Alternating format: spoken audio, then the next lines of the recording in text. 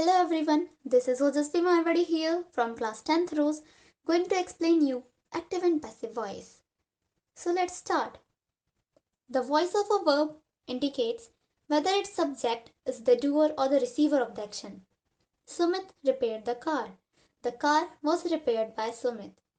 Both the sentences express the same meaning, but in sentence 1, the subject Sumit is the doer of the action. So the verb repaired is said to be in the active voice.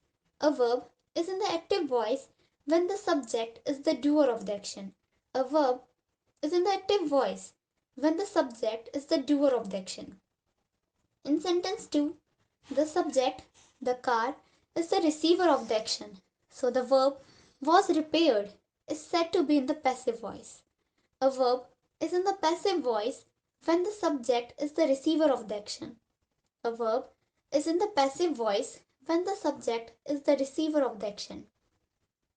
Now, here is a table which will help you in the formation of the passive. Please pause the video and go through the table before proceeding further. Now, here are some examples of active and passive voice. Let's go through these examples. Example first, I taught her cooking.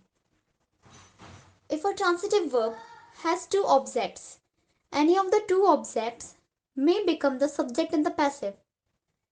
As you can see here, we have two possibilities in the passive voice of this sentence. The one is made by using the direct object and the second one is made by using the indirect object. Example second, close the window. To change imperative sentences from active to passive voice, let be is used if the sentence is to remain imperative. Otherwise, should be is used.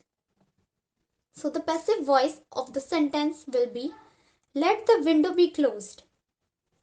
Now example third, love the animals. This sentence is again following the rule for the second one example. So the passive voice of this sentence will be the animals should be loved. Now example fourth, did they solve the puzzle? In case of interrogative sentences, do, does, did becomes is, are, was, were and have plus past participle becomes have been plus past participle. So the passive voice of this sentence will be was the puzzle solved by them. Now here I am providing you some questions for practice. Hello everyone, this is Ojasvi Marwari here from class 10th rows going to express my views on the topic Internet Privacy a Threat. Internet is indeed the greatest boon of the 21st century. Without internet, the world will come to a standstill. It's practically impossible to imagine a life without it. But with all such advantages, it has its own disadvantages too. The biggest one is the privacy indeed. Data privacy is one of the biggest issues we have as an internet threat. Today, all our information is on internet. From Facebook to Instagram to all other social media sites, we have put a lot of information on internet. We share a lot of information on web. Not even social media, but our identification cards, bank account details, and each and every document is on internet.